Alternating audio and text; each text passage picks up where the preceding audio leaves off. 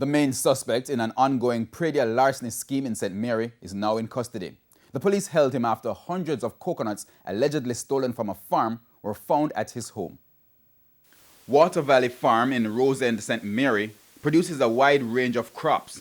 However, the workers say for years they have been losing because of theft. So we have a big problem around here with thieving. Big problem. They say one of their most lucrative crops, coconuts, is targeted by thieves. One of two men from the community who were reportedly caught in the act on Tuesday has now been arrested. Reports from the Islington police are that the predial larceny unit responded to a call from the farm that two men were seen reaping the fruits, one in the tree and the other outside the premises.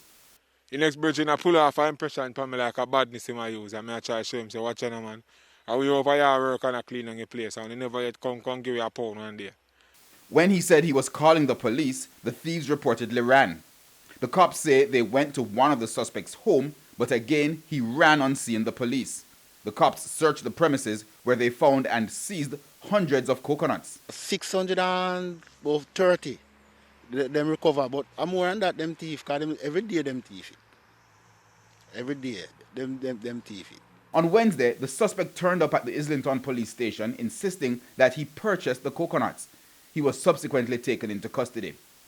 The farm workers are upset as not only are they being targeted by thieves, but they say they are sometimes blamed for the missing fruits by the farm owners. I be a thief out here. They don't want to work. Nobody don't want to work.